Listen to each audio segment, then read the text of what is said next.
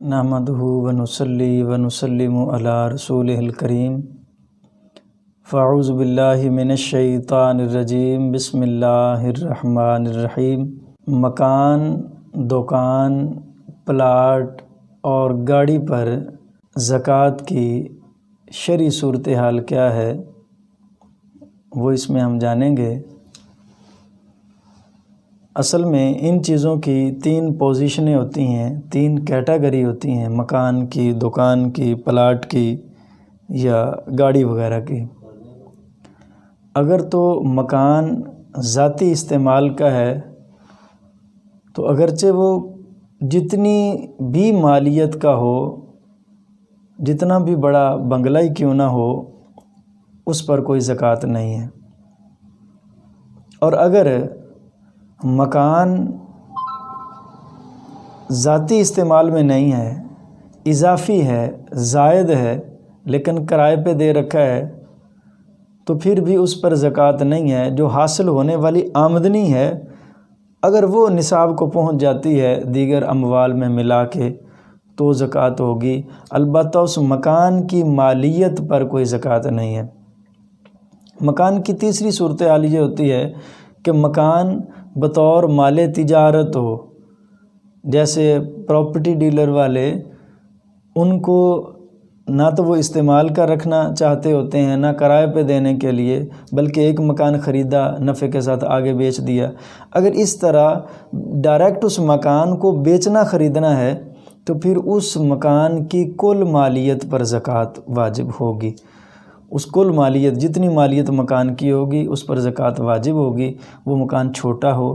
یا بڑا ہو۔ جب نصاب کو اس کی قیمت پہنچ جائے گی تو اس پر زکوٰۃ واجب ہوگی۔ اسی طرح دکان کی صورتحال، دکان اگر ذاتی استعمال میں کسی کے ہے تو اس پر کوئی، اس دکان سے مراد وہ عمارت ہے، وہ کمرہ ہے، بلڈنگ مراد ہے، اس کا سامان مراد نہیں ہے۔ تو دکان ذاتی استعمال میں ہے تو اس پر کوئی زکوٰۃ نہیں۔ کرائے پہ دے رکھی ہیں دکانیں تو بھی ان پر کوئی زکوٰۃ نہیں ہے۔ حاصل ہونے والے کرائے پر زکوٰۃ ہوگی اگر وہ آپ کے دوسرے مال میں مل کر نصاب کی حد تک پہنچ جاتا ہے تو۔ اور اگر دکان آپ اسی طرح بیچنے خریدنے کے لیے ہی آپ دکانوں کا کاروبار کرتے ہیں، دکان بیچی، ڈائریکٹ دکان خریدی اور بیچی نفع کے ساتھ، تو پھر اس کی بالکل مالیت پر زکوٰۃ واجب ہوگی۔ اسی طرح پلاٹس کی خرید و فروخت ہے۔ اگر آپ نے پلاٹ خریدا ہے اپنے ذاتی استعمال کے لیے کہ اس پہ مکان بنانا چاہتے ہیں یا کل کل بنا لیں گے تو اس پلاٹ پر بھی کوئی زکوٰۃ نہیں ہے، وہ جتنی بھی مالیت کا ہو۔ اور اگر ابھی آپ اسے بنانا بھی نہیں چاہتے لیکن ویسے آپ نے خرید کے رکھا ہے، لیکن اسے بیچنے کی غرض سے آپ نے نہیں خریدا، ویسے خرید لیا ہے، پراپرٹی بنائی ہے آپ نے، بچوں کے کام آ جائے گا یا کل کل اگر ضرورت پیش آ گئی تو آپ اسے اپنے استعمال میں لائیں گے، تو ایسے پلاٹ پر بھی کوئی زکوٰۃ واجب نہیں ہے، چونکہ یہ مال تجارت نہیں ہے۔ ہاں، اگر مال تجارت کے طور پہ آپ کا پلاٹ ہے، جیسے کالونیاں کاٹی اور بیچی جاتی ہیں، اس میں پلاٹس خریدے جاتے ہیں اس نظریے سے کہ اب خرید لیں گے، سستے مل جائیں گے اور بعد میں ان کو بیچ کے نفع زیادہ کمایا جا سکے، یعنی وہی والی صورتحال مال تجارت اسے اگر بنایا جائے پلاٹ کو، ڈائریکٹ پلاٹ کو بیچنا ہے، خریدنا ہے، تو جیسے مکان کی خرید و فروخت پر زکوٰۃ آ جاتی ہے، دکان کی خرید و فروخت پر آ جاتی ہے، تو پھر پلاٹ کی بھی کل مالیت پر زکوٰۃ ہوگی۔ اگر کوئی شخص پلاٹ خریدتا ہے اور وہ اقساط کی صورت میں خریدتا ہے، قسطوں پہ لیتا ہے، تو شرعی اصول خرید و فروخت کا یہ ہے کہ بائع اور مشتری، یعنی خریدار اور بیچنے والا، خریدار جب کوئی چیز پسند کر لیتا ہے، ریٹ طے ہو جاتا ہے، چیز متعین ہو جاتی ہے، تو پھر وہ مالک ہو جاتا ہے،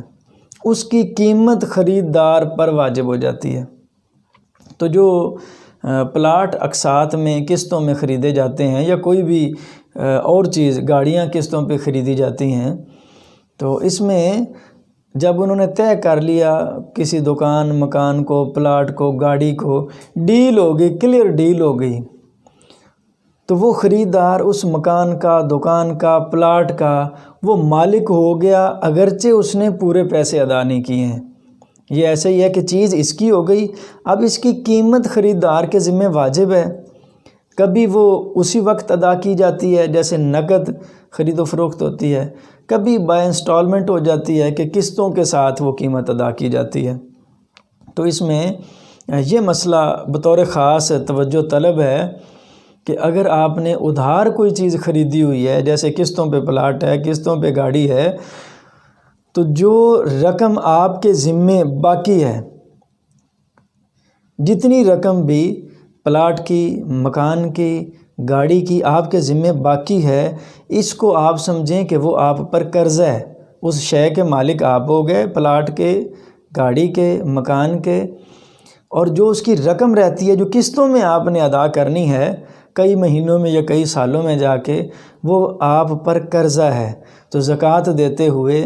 جیسے آپ دیگر قرضے کو اپنے مال سے منہا کر کے نکال کے باقی جو خالص رقم بچے گی اس پر زکوٰۃ دیں گے، اس قرضے میں سے قسطوں والی گاڑی کی رقم بھی قرضے کی مد میں نکالی جائے گی۔ مکان یا پلاٹ قسطوں پہ لیا ہوا ہے تو اس کی جتنی رقم آپ کے ذمہ باقی ہے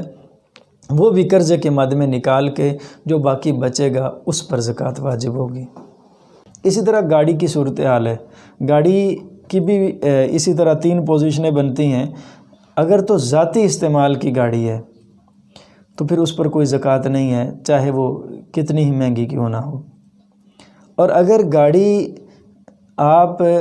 بطور ایک آمدنی کا ذریعہ آپ نے بنایا، کرائے پہ استعمال کرتے ہیں، خود کرائے پہ چلاتے ہیں یا کسی کو کرائے پہ دے رکھی ہے، تو اس پر بھی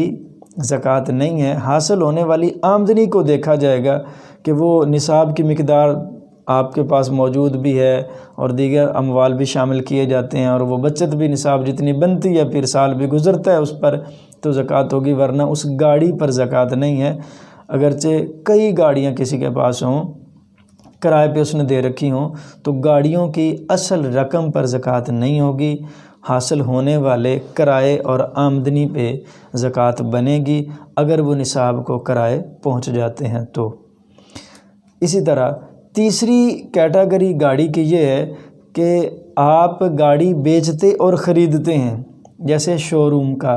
سلسلہ ہوتا ہے یا نئی گاڑیوں والا سلسلہ ہے، یا جیسا بھی ہو نئی پرانیوں کا، گاڑی آپ خریدتے ہیں بیچنے کے ارادے سے کہ جو ہی اس کا مناسب گاہک ملے گا آپ بیچ دیں گے، پھر اور گاڑی خریدیں گے اور بیچ دیں گے۔ اس طرح آپ نے گاڑی خریدی ہوئی ہے، ایک ہے یا زیادہ ہیں، تو ان کی کل مالیت پر، جتنے کی گاڑی ہے ان کی کل مالیت پر زکوٰۃ واجب ہوگی۔ اب زکوٰۃ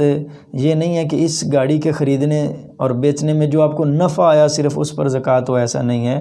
اس کی کل مالیت۔ اس میں اصول ایک ذہن میں رکھ لیا جائے کہ مکان ہو، دکان ہو، پلاٹ ہو، گاڑی ہو، اگر یہ مال تجارت ہے، ڈائریکٹ اسے خریدنا اور بیچنا آپ کا مقصد ہے اور اس سے نفع کمانا اگر آپ کا مقصد ہے تو پھر اس کی کل مالیت پر زکوٰۃ ہے۔ اور اگر ایسا نہیں ہے، ذاتی استعمال میں ہے، ایک زائد استعمال میں ہے، یا ویسے لے چھوڑی ہے، اسے کرائے پہ رکھا ہوا ہے، تو پھر اس کی مالیت پہ زکوٰۃ نہیں ہے۔